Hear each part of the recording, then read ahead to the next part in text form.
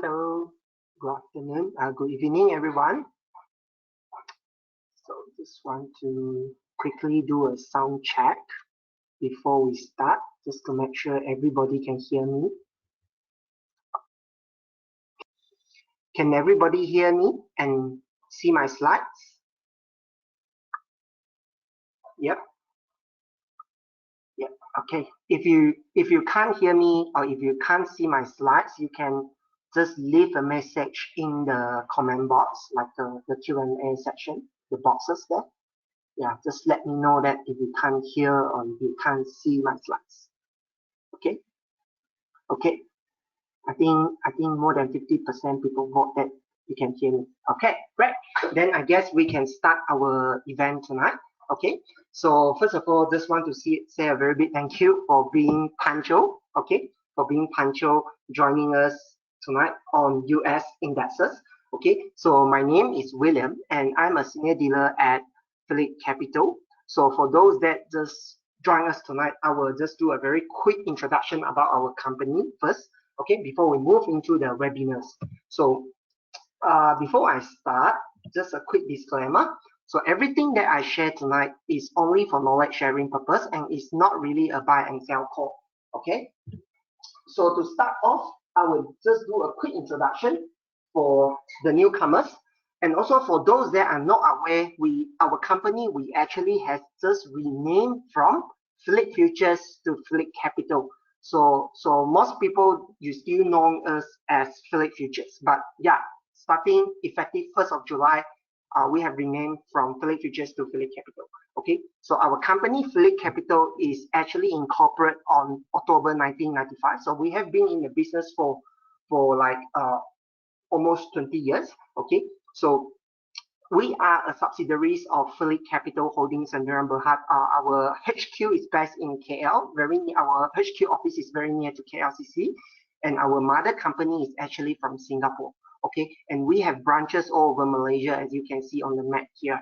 So Phillip Capital, we are a trading and also a clearing participants of Bursa Malaysia Derivative Berhad. So with that, we have this license called the CMSL license, which makes us a legal broker house to operate in Malaysia.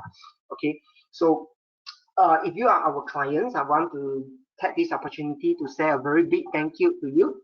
Okay, very big thank you to you. So without you, we won't be able to achieve this.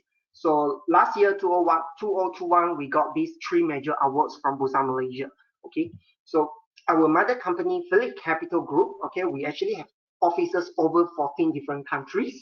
So with that, we don't just only offer product from Bursa Malaysia, okay. So we basically offer products from all over the country, all over the world actually. Okay, US, Hong Kong, China, not China, Singapore, the ICE exchange from Europe, etc. Okay, so our company, we used to be really focused on futures. Okay, so futures basically can be categorized into all different categories like the interest rate, the indexes, the energy, the agriculture, the metal, etc. Okay, but tonight we will focus on the contract for difference, which is the CFD. So if you have any questions about CFD, you can ask me later on during the Q&A session.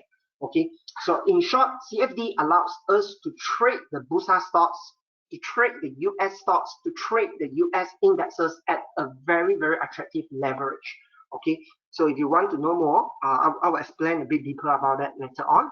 Okay, so why trade with our company? First of all, we offer 24-hour support. So if you trade during the midnight, you face any difficulties, problems on the platform, etc., you can dial into our dealing line. There is someone there to help you, even no matter what kind of hours, because we are there 24 hours. And also we offer latest market news exclusively for our clients.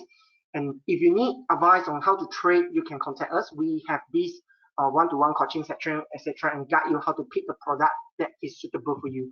Okay, so we have, like I said, we have this one-to-one coaching session. If you are new to futures, you can let us know. We can schedule a session with you one-to-one. Okay, and also we have these free seminars, and seminars is coming up. So we are going to starting to have seminars starting August. Okay, if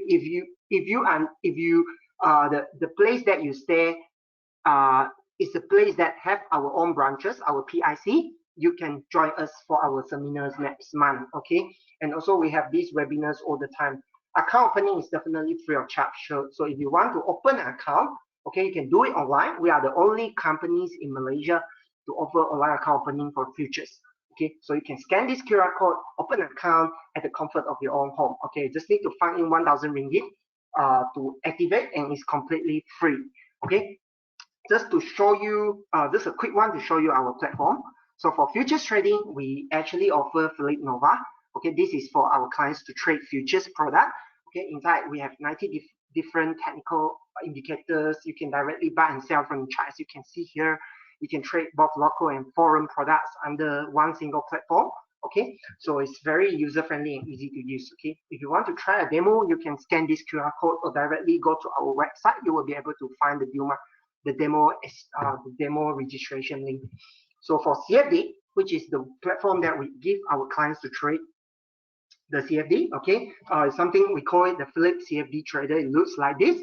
So it's quite user-friendly, it's easy. Okay, we have live chart inside. You can set your price alert, and the prices that we offer is completely similar to the exchange.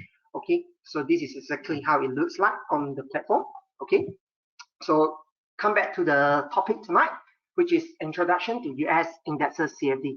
Okay, so first of all, I will cover what is actually a CFD and how does CFD works. Second, why CFD is a very good product for trading, which is the benefits of it.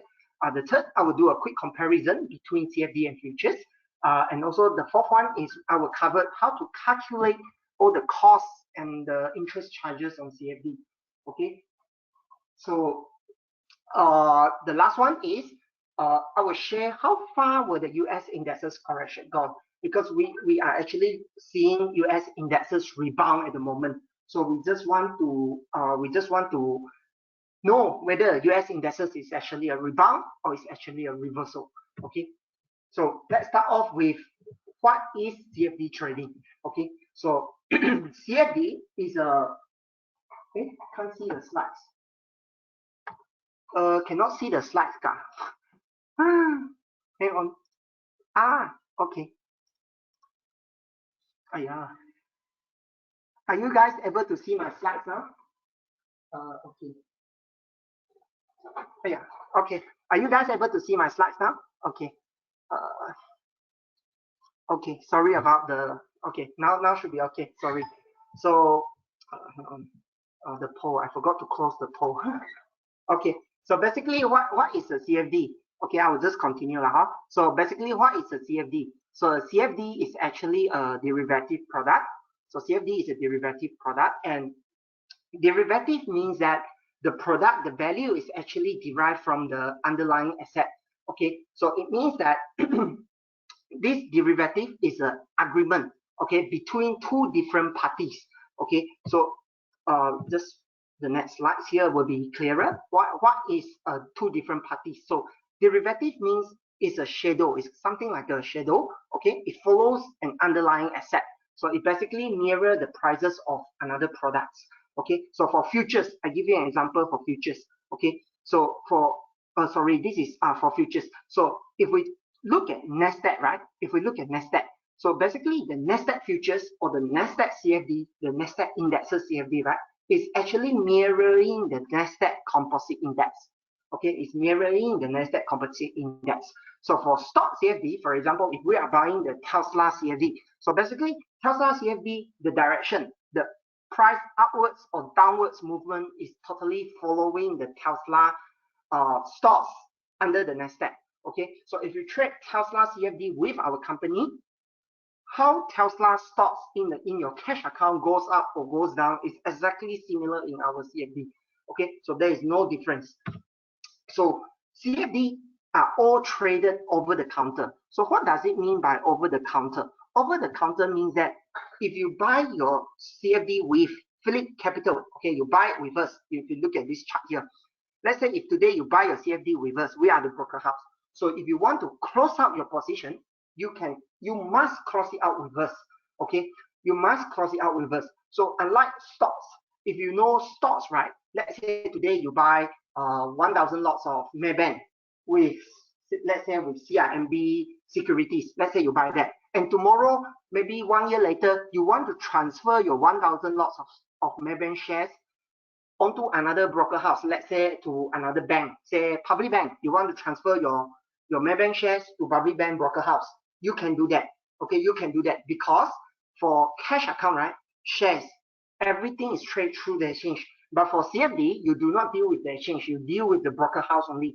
So when you open a position with the broker house, you must close it with the broker house. Okay. So what is the CFD? So basically, like I explained, CFD is a derivative product. So derivative is like a leverage product. Okay. So second, the price movement. Okay, you basically just participate the price movement without actually owning the underlying asset. So meaning you do not actually own.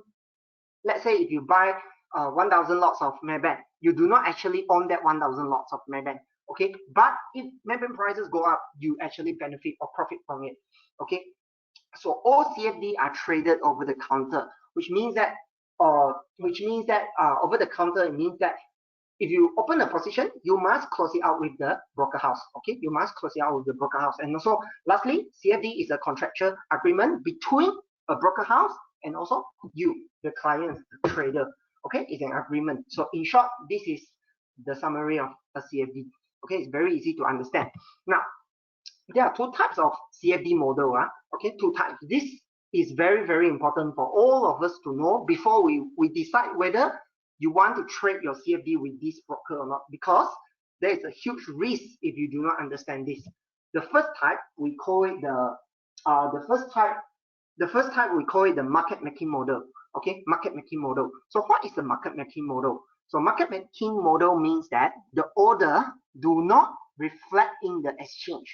Okay, it means that the order do not reflect in the exchange. You do not trade through the exchange. Okay, so one of the very, very good example of market making model broker house is that the prices that you trade is totally different from the prices in the exchange. So today, let's say if you buy one unit of Tesla, okay, in your platform you will see, let's say, $700, but in the exchange under the Nasdaq probably is like 720. The prices are totally different. That is likely because the broker house is using this market making order. Okay, meaning your position is not being hedged by the broker house. So in short, if you are making money, the broker house is losing money. If you lose money, the broker house is making money. Okay, so it's this kind of probability game between you and the broker house. The position is not being hedged through the exchange. Okay, so how market making model flow is that you place and buy and sell order. Okay, you place your buy or sell order, and your order will send to the market maker. It doesn't go into the exchange. Okay, it doesn't go into the exchange. So basically, you just trade against the broker house. Okay, you win, broker house lose. You lose, broker house win. Very easy. Okay, but for us, Phillip Capital, we adopt the direct market access model. Okay, what is the direct market access model? This is the model that we adopt. Okay, so basically the price that you trade mirror the cash market prices. So meaning what you trade is totally similar to the exchange. There is no price gap. There is no additional spread between us and the exchange. Okay, so how our order flow process is that you place a buy or sell order through our platform. Okay, and then our company will actually send the order. We will place an order through the exchange. We buy that particular position, and then once the order at the exchange fill, then that order will be reflected in your CFD account accordingly. Okay, so basically everything that you trade will mirror the exchange. So most of our position we hedge it through the exchange. Okay, so this is our company CFD model. Okay, which is the safer product for people to trade compared to the market making model.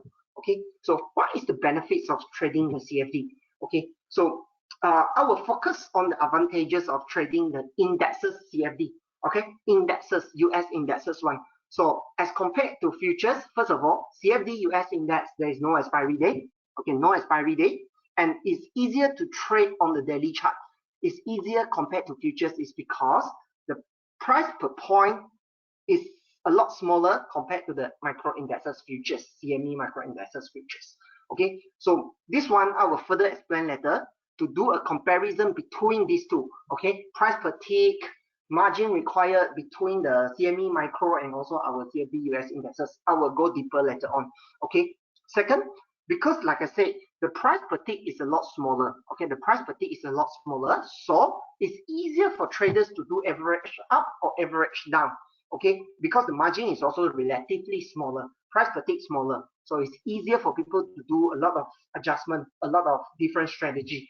Okay, and also the third one are the daily high and low volatility, okay, of US indexes and also our CFD is totally sufficient for people to do intraday trade. Okay, if your ROI, your return on investment target is only like say 10% minus plus to 20% a day, the US indexes CFD, there is this volatility for the traders. Okay, and the last one, our US indexes CFD actually pay out dividends. So there is not much broker house that actually offer US index CFD with dividend entitlement. Okay, so as long as, for example, I'll give you an example. For NASDAQ, right, there are 100 stocks under NASDAQ. So as long as either one of the companies pay out a dividend, you are entitled for it. Okay, they will proportionate accordingly based on the weightage. Okay, so you will definitely receive something. Okay, so this is our CFD. Okay, so what are the benefits in summary? Okay, summary. First of all, no exchange fee, no stamp duty. Okay, so second, portfolio diversification because of the very good margin. Okay, very good margin. So you can do a lot of portfolio diversification. You don't lock all your money under one single counter or one single product. Okay, and also the third one, like I say, is a leverage, so you can reduce your capital outlay. Okay, you don't need so much money to participate. And the fourth one, there is no expiry. Okay, no expiry date. Unlike futures, okay, you need to keep and monitor the expiry date. And bi-directional trading. Okay, so if today you think the market is bad, okay, there is nothing to buy, you can short. Okay, and also just to let you know, for our US stocks CFD, we actually allow our client to short US stocks as well. If you use a normal cash account, you only can buy low, sell high. You won't be able to short the individual stocks. But for our CFD on US stocks only, okay, indexes, yes, definitely long and short, but Bursa stocks, we don't allow our clients to short, but US stocks, we allow our clients to short. So if you think Tesla at some stage is overpriced, you think you want to short it, go for it. Okay, you can do it through our Phillip Capital CFD trading. Okay, so that allows you to hedge your portfolio. Okay, that allows you to hedge your portfolio.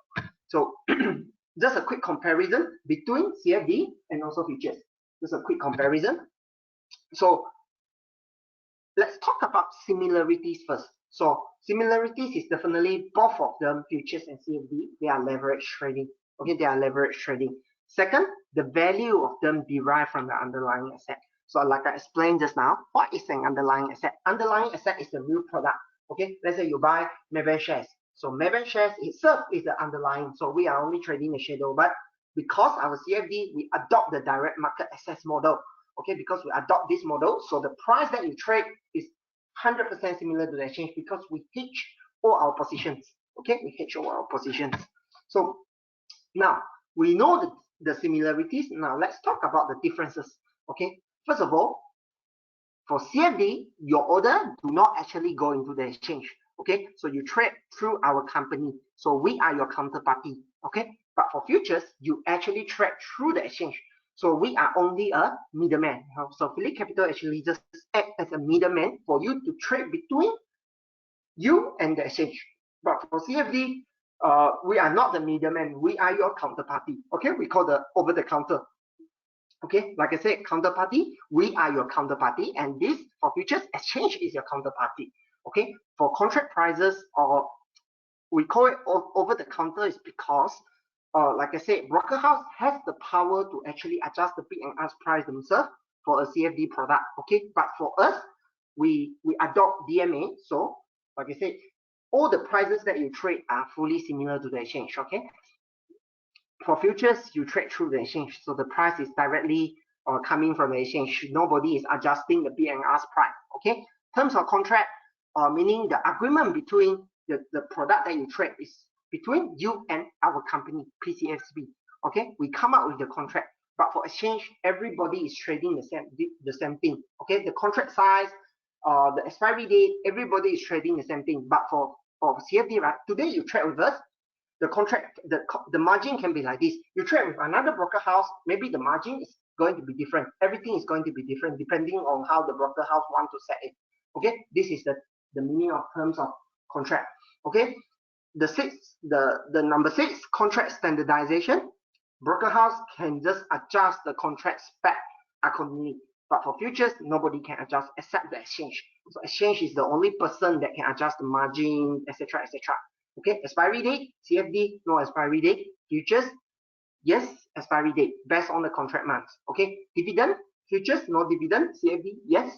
For Phillip Capital, your US indexes, your US stocks, your Bursa stocks, you entitled for the dividend. Okay, so it's a very good product. Now let's do a very quick comparison. Okay, I summarized everything here to do a comparison between the US Indexes CFD and also the CME Micro US Indexes Futures.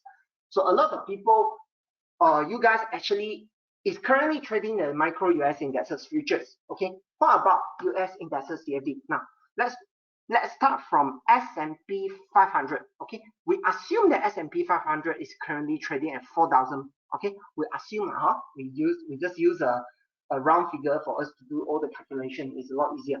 So the margin required to trade S&P 500 for CFD per contract is 200. Micro is about 1,155. So the contract size is about like 5 times bigger. Okay, so 5 times bigger. If you look at the value per tick, the CFD is 1, the micro is 5. Okay, like I said, 5 to 6 times bigger. Okay, the contract size, which is why just now I told you that S&P 500 CFD, there are a lot of room for people to trade because the contract size is a lot smaller. The margin is smaller. It's very easy for you to do average up and average down. Okay, so for brokerage, okay, CFD in and out per contract is 4 USD. Micro is 8 USD. Okay, so the break-even point, of course, micro is a lot easier. Okay, but to me, I have always been telling my clients that brokerage is always the cheapest thing that you pay in trading. Okay, brokerage is always the cheapest thing. The most expensive thing that you pay is not the brokerage, is if you lose money from the trade. Okay, the leverage is too huge for you. Maybe you know, all the mistakes. Usually brokerage is the cheapest thing. Okay, and CFD, just for your information, you need to pay interest. So for one contract of S&P 500, the interest, assuming it's at 4,000, is about 0.6 USD per day. But for futures, no, there's no interest. Okay, now let's move on to NASDAQ. The margin required is 650 for CFD and is 1,650 USD for the futures. Okay, the price per tip is 1 for CFD, 2 for futures, so it's 2 times bigger. Okay, futures contract is 2 times bigger, and also you need to pay for the interest. Okay, for Dow Jones, micro, surprisingly, the margin is a lot smaller, 180. Okay, CFD is a lot bigger, and also the value per tick is also the same. Okay, micro is 0.5 USD per point. Okay, for the Dow Jones CFD is $1 per point. Okay, so to summarize the whole thing, okay, depending on your risk appetite. Okay, if you look at here, okay, just to summarize it. So if you are a trader that prefer a lower leverage, look at S&P CFD because the price per tick is only 1 versus 5. So if Dow Jones, if Nasdaq, S&P 500 drop 1 point, instead of losing 5 USD, you are only losing 1. It's a lot easier and more room for you to do average up and average down because of the small price per tick. Okay, it's suitable for swing trader because the value per point is very, very easy to manage. Okay, so this S&P 500 CFD is a very good product for traders that wants to trade but do not want very high leverage. Okay, now for traders that think micro Dow Jones is still too small, okay, it's still too small, you can look at Dow Jones CFD because the leverage is a lot bigger. It's 2 times bigger. Okay, prefers high. Is suitable for traders that prefer higher leverage, and is easier to break even for intraday trading. Why? Because micro, you need 16 points to break even your brokerage, but for CFD you only need 4 points. Okay, you only need 4 points. It's good for intraday trade. Okay, so basically that summarizes the whole thing between indexes CFD and also indexes futures for US. Okay, now let's look at some trading example and calculation.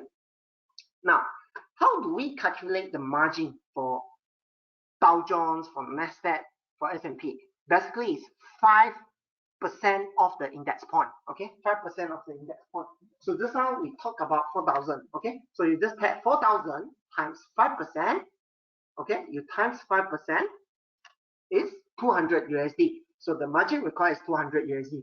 Now, if S&P become 5,000 today, let's say it becomes 5,000, then you just take 5,000, you times 5%, then then it's 250 USD. Okay, the margin required is 250 USD.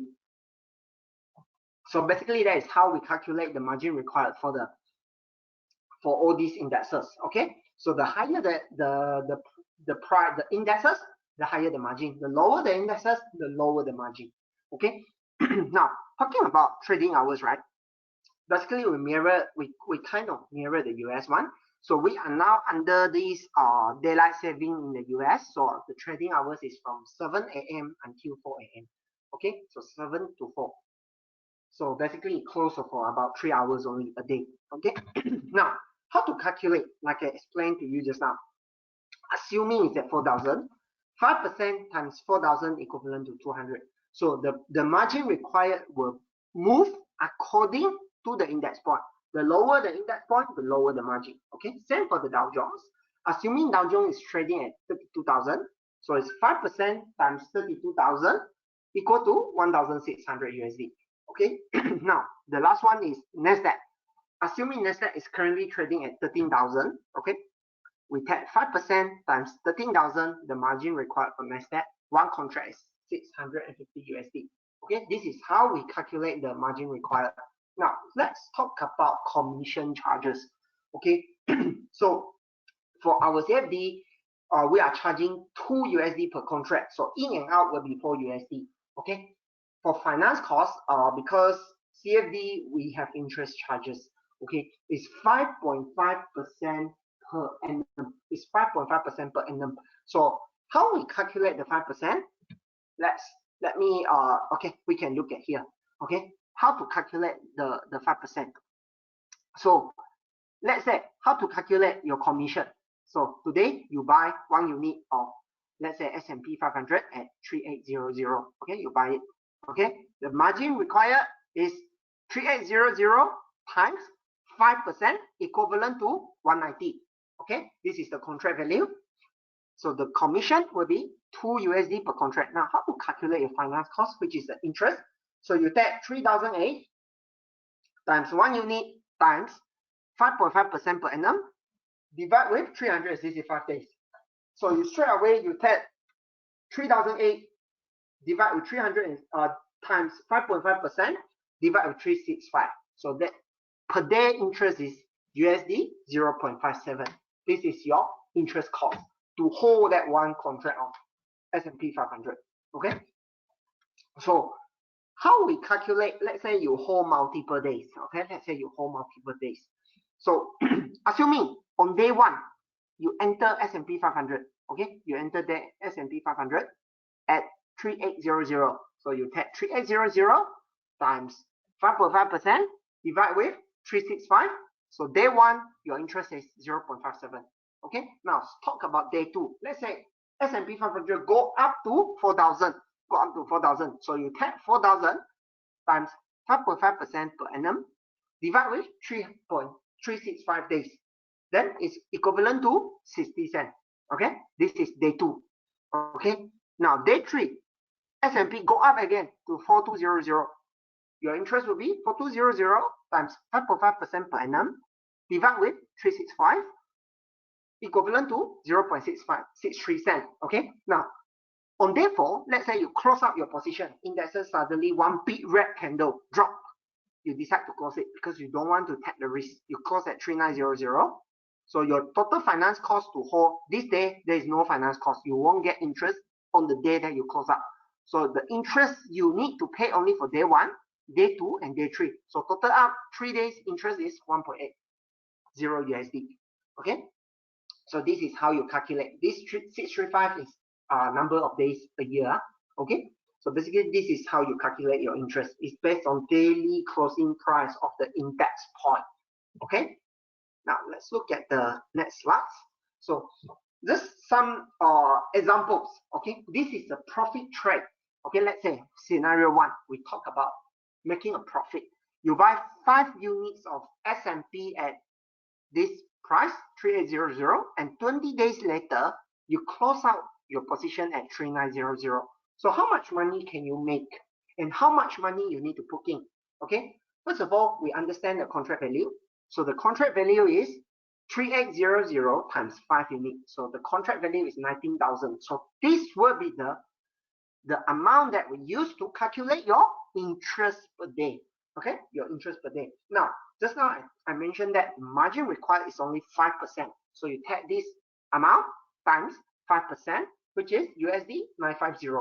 So as you need to put this much money into your CFD account in order to hold that 5 units of S&P 500. And commission is very straightforward. 2 USD per contract. So your total commission to enter that 5 units of S&P is 10 bucks. Okay, no stamp duty, no clearing fee, so nil. Okay, your finance cost. This one I just had the round figure. Okay, like I said, you hold it for 20 days. So 5.5% times the contract value, divide with 365 days, and then you times 20 days because you hold it for 20 days. So the holding cost on the interest is 57.26. Okay, this is how you calculate it. Now, on day 20, let's say you close out your position at 3900. Your contract value is this one. Okay, so you take this minus this, you profit 500. You take this, you minus this, is 500. So your profit on capital gain is 500 USD. You need to minus 10 bucks, which is your entry commission. You minus your finance, your interest cost 57.26 here. You minus your asset brokerage, which is 10. This is closing asset. So you take your 500, this minus this is 500 minus 10 minus 57.26 minus 10 equivalent to 42.74. Okay, this is your profit. So how much you put in initially? You only put in 950. So your profit is about 44% return ROI. This is a profit scenario. Now, let's look at a loss-making scenario. Okay, let's say today you lose money. You enter 5 units, the quantity is the same, the entry price is the same, but the closing price is different. Drops 100 points instead. Okay, so this one is the same, contract value.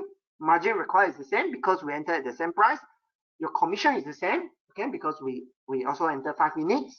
No stamp duty, but your finance cost is about the same, 57, because we are using 3800 to calculate a rough one.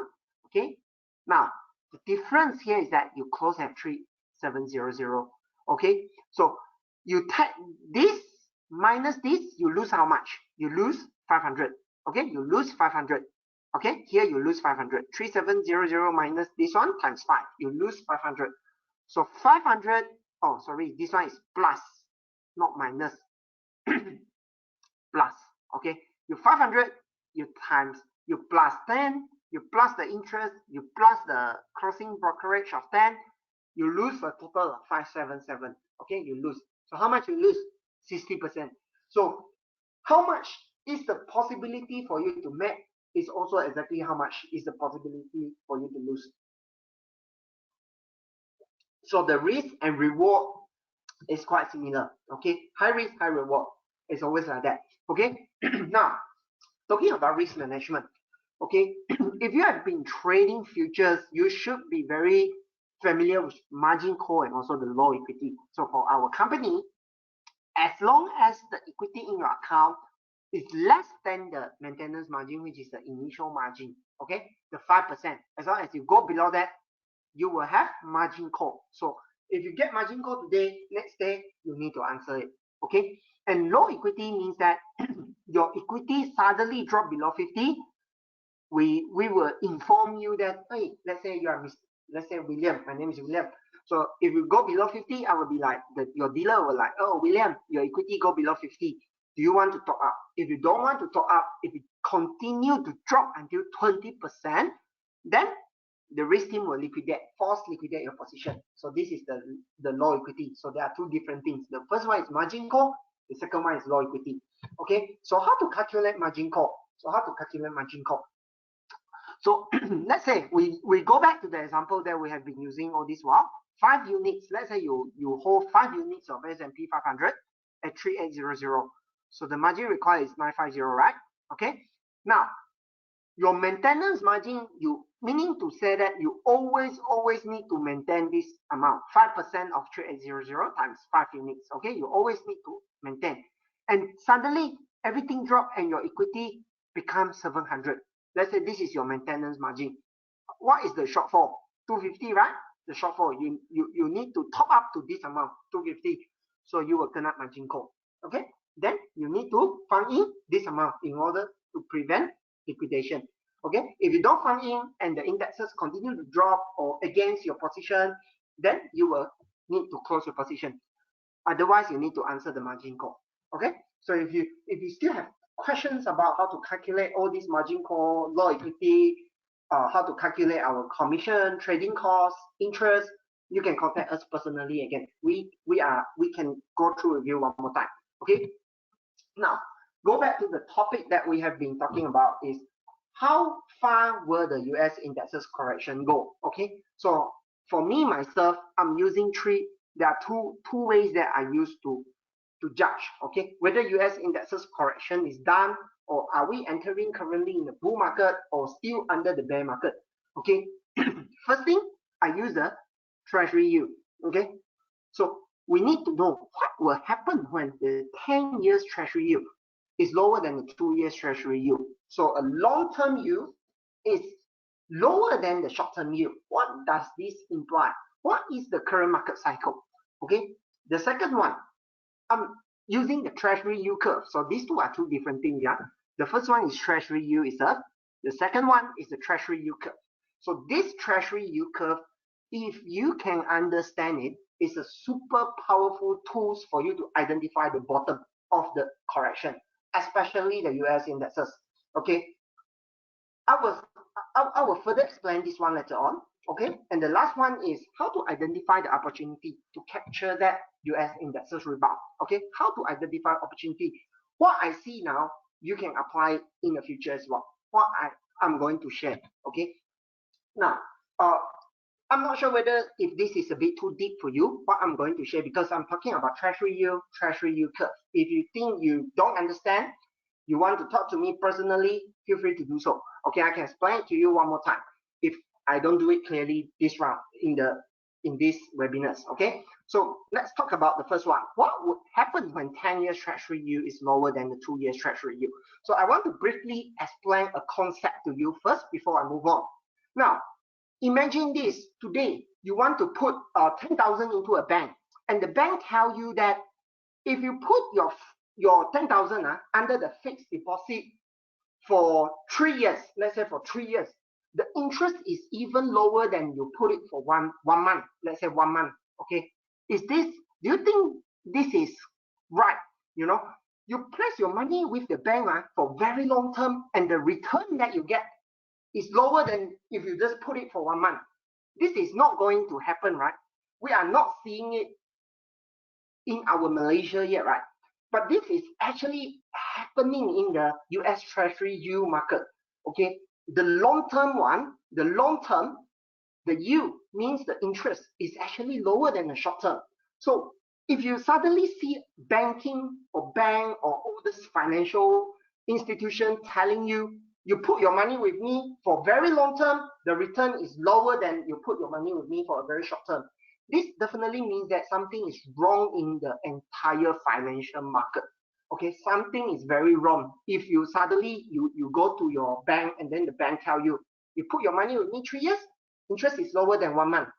Is this wrong? Usually 1 month the interest is super low one, or 1 year, 1 month interest is very, very low, and then 3 years slightly higher. This is under the normal circumstances. But if suddenly bank tell you everything otherwise, then something is wrong in the financial market. This is exactly what is wrong in the US market at the moment. The long-term yield, the long-term interest return is at the moment is lower than the short term. Okay, 10 years is lower than the 2 years, which is why we are talking about the inverted yield curve. Okay, everything is, the yield curve is negative. Okay, we are talking about the inverted yield. Okay, so if you look at this, right, if you look at the history, we go back to 20 years ago.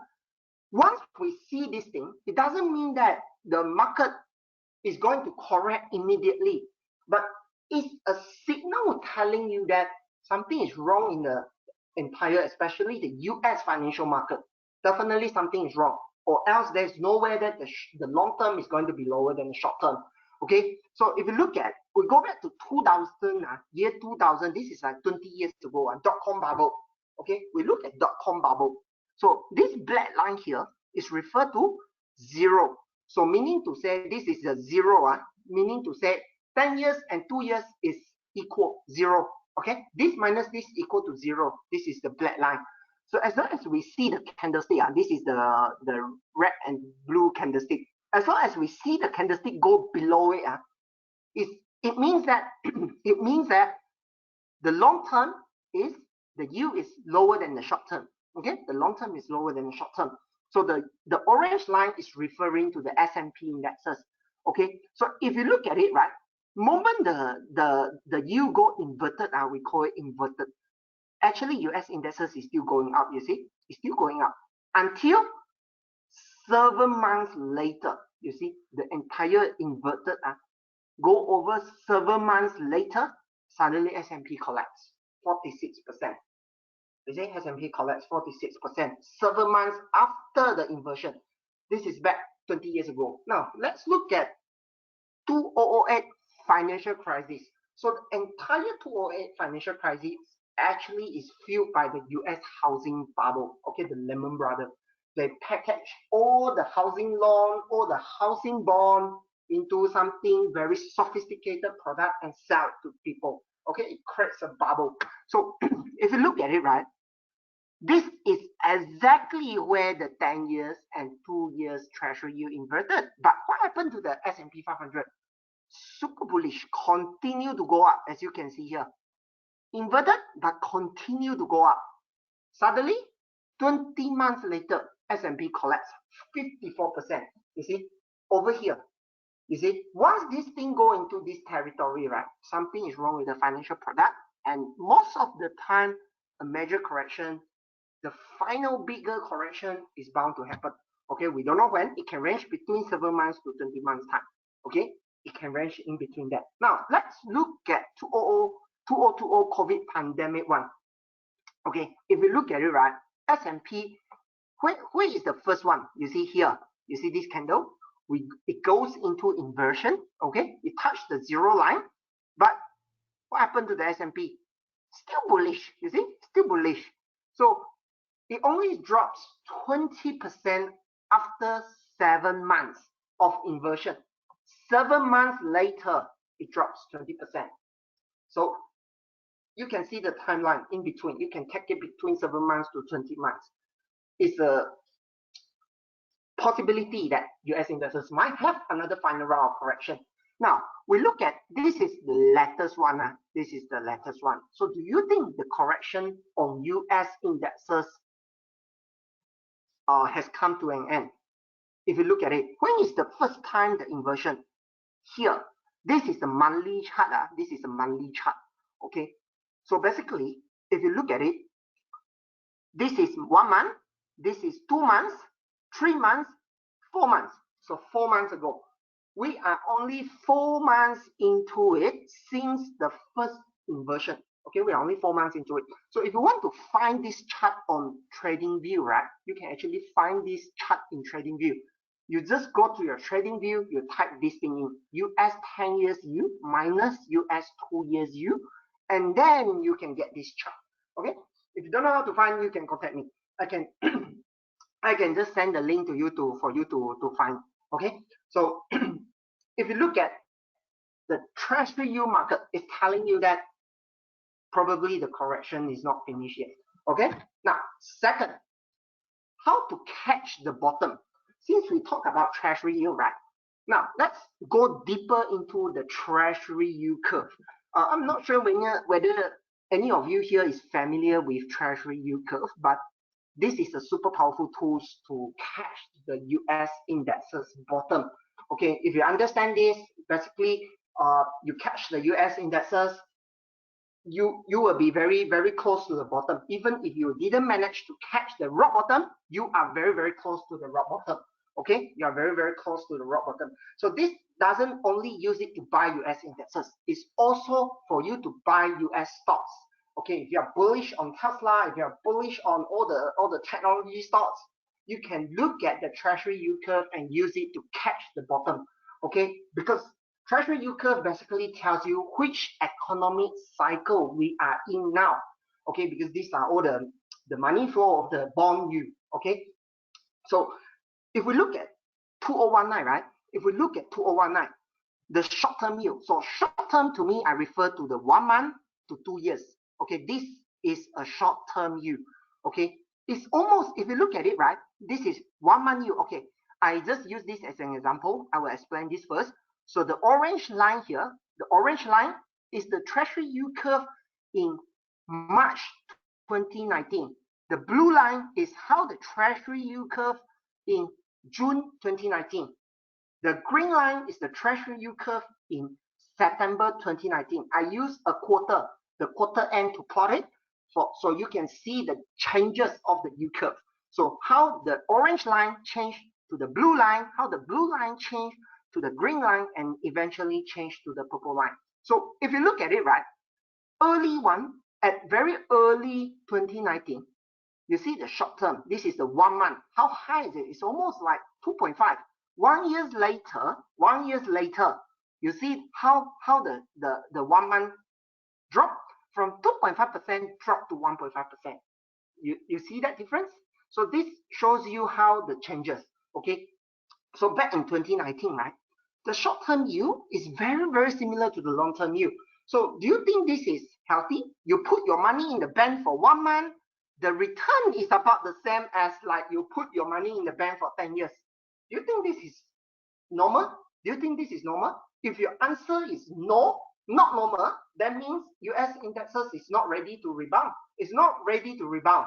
So this, we call it the bearish Treasury yield curve. This is a bearish Treasury yield curve, which means the US indexes is still not powerful enough to go really strong.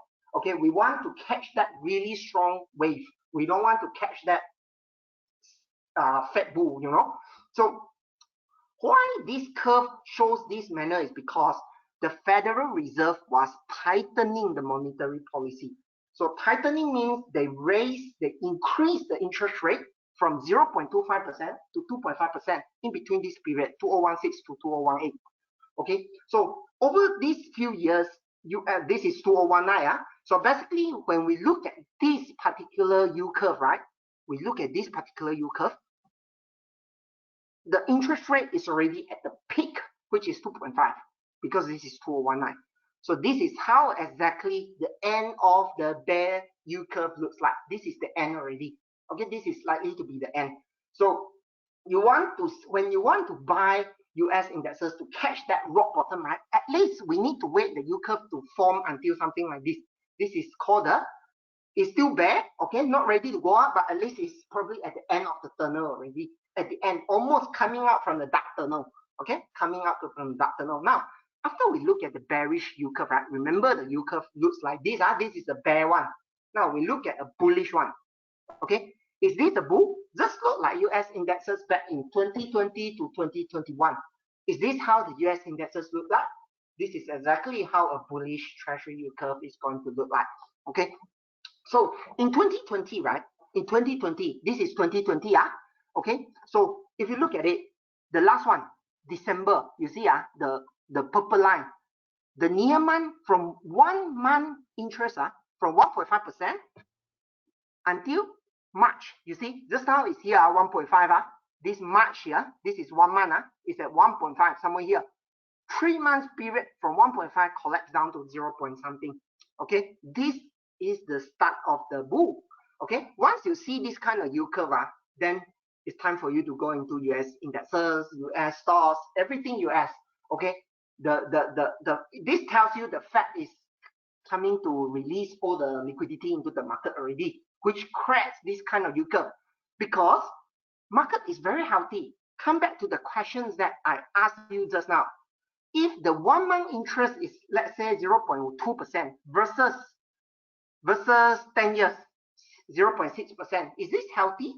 Very healthy, right?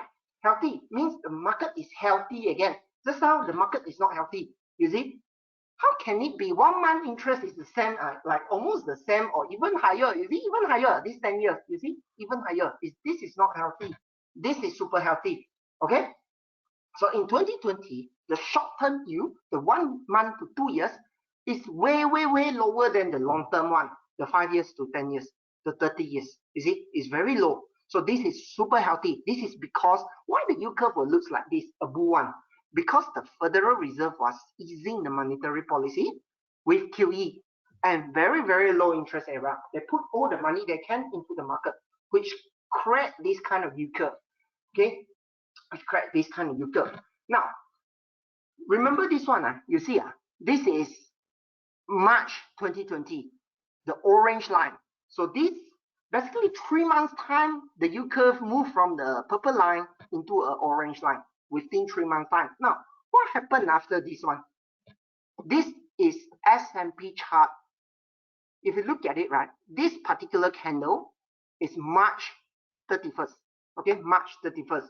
So basically this tells you bullish yield curve, and you see this kind of area. If you go into daily chart, and you can use the third one. I'm going to explain the third one for you. Okay, so if you look at it, how the yield curve goes is because in March 2020, the Fed eased their monetary policy and lead to a very bullish market. Okay, so how does S&P 500 perform after the yield curve move from the bear to the bull? Okay, you get your answer here. You get your answer from here. Now, let's look at current situation. I explained how a bearish yield curve looks like.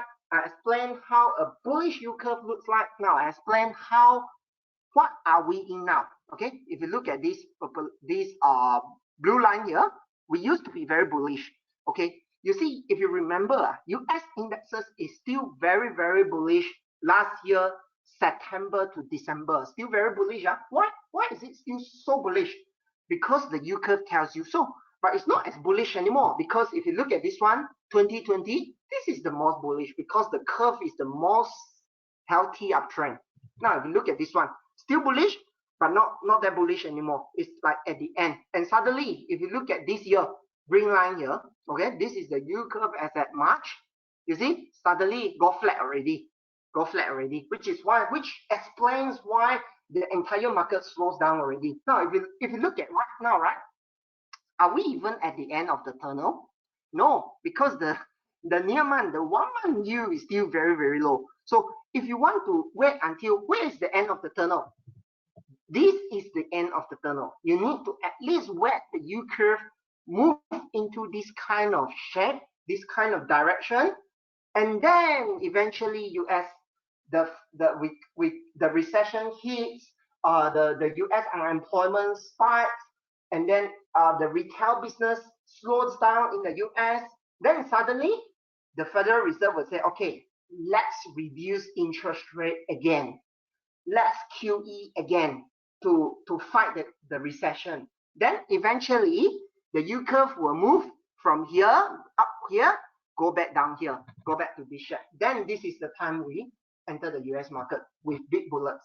Okay, so how to catch the rebound?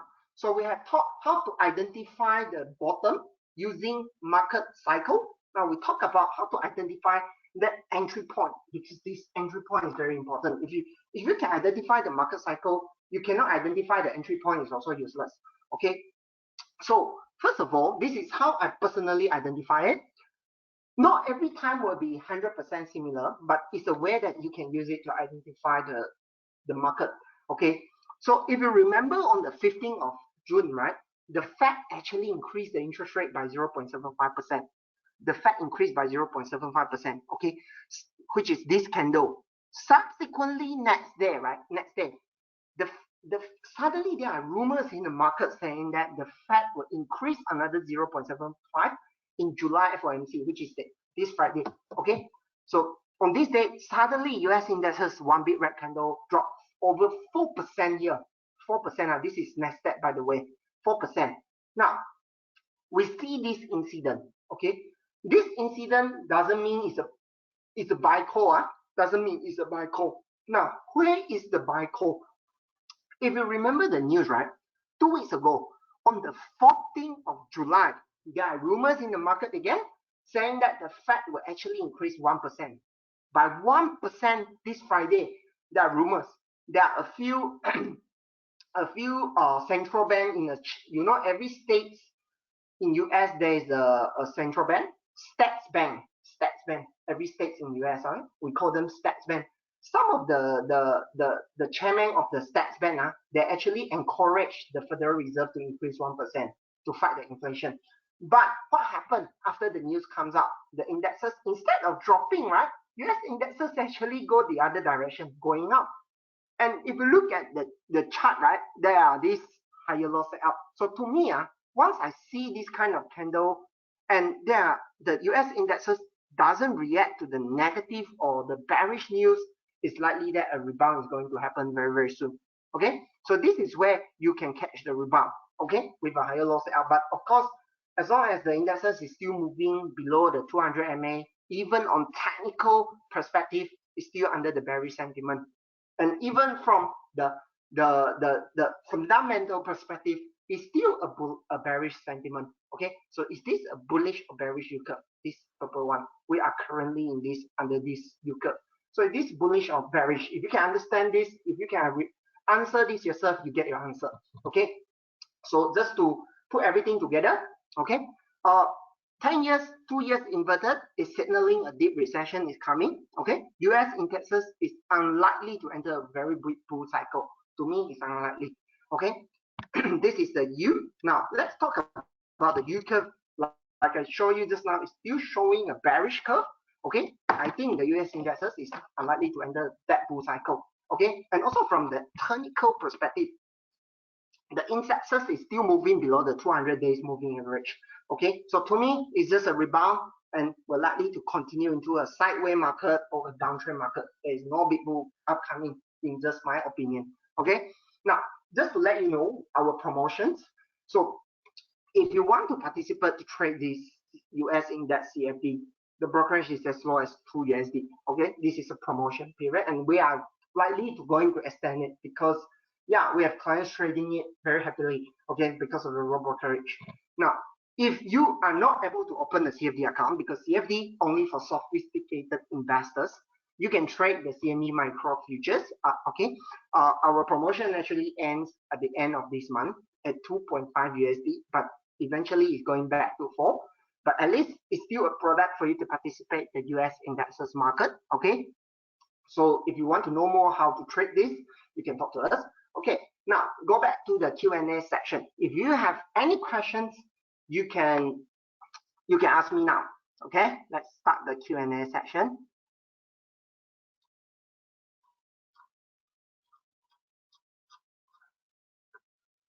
Okay, the first question here is by Mr. Ong Hong Ken. What will happen to the S&P index if Germany and France break away from NATO, if they cannot contend the repercussion of the sanction imposed by Russia? Okay, if you ask me about how will S&P react to whether Germany and France wanna break away from NATO, okay, if you ask me just my own opinion, I think S&P is not going to react that that much lah, based on this whether the NATO or not NATO. Probably, if you ask me, probably the crude oil price is going to be more volatile on this matter, because all the Russia is more on the commodity side instead of the US indexes side. Okay, in my opinion, US indexes at this market cycle at this moment is more volatile towards the recession news, towards the monetary policy news over all these politics. Okay, that's my opinion. Interest rate, the recession, all these things is going to affect S&P more than all these the war thing, in my opinion. Okay. Second question: can we download the PowerPoint for our per usual? You won't be able to download, but we will upload our recording tonight to our YouTube channel. If you want, you can go to our Phillip Capital YouTube channel to rewatch it. Okay. Or if you want the slides, you can message me. Okay, you can message me. I can email you my slides. Okay. Next question, also by Mr. Wong Kong Lu. Do you mean CFD is for sophisticated trader? Yeah, because we are a regulated broker by Security Commission. So only sophisticated traders can open this account. Okay. But nonetheless, if you are interested, you can contact us. Okay. If you are interested, you can contact us. Okay. Next question is by Mr. Tanvi. Okay, the first question is, what is the difference between the steps undertaken for reward ratio and risk management? Seems similar to me. What other products are CFD on aside from stock indexes? Okay, other than the US indexes, we allow our clients to trade Bursa stocks, to trade US stocks at a very, very attractive leverage. Okay, if you want to know more about how the leverage works, you can contact your dealer, or if you are not our clients yet, you can contact me, okay, or you can contact us, any of us that is convenient to you, okay, then we can let you know more about it. Okay, go back to your first question, the difference between the steps undertaken for reward ratio and risk management. To me, your risk reward ratio is always never lose more than 10% of your entire capital. Okay, that is always rule number one. Okay, never risk more than that. Okay, so if you think your entry is going to lose more than 10%, then try to just give up the trade. To me, I just give up the trade. So as simple as that. Not able to control the risk, then just give up the trade. We wait for the next signal. Okay, now next question is by Mr. Tang Leong Wee. May I know about the requirements if interested? Okay, this one is not about the. Okay, so basically, if there is all the questions. Okay, if there is no more further questions, then I think we will call it a night for today. And thank you for joining. Oh yeah, just a quick one. If you guys want to find us on social media, you can find it here. And also, yeah, these are our contacts. Okay, thank you. Have a good night. Bye bye.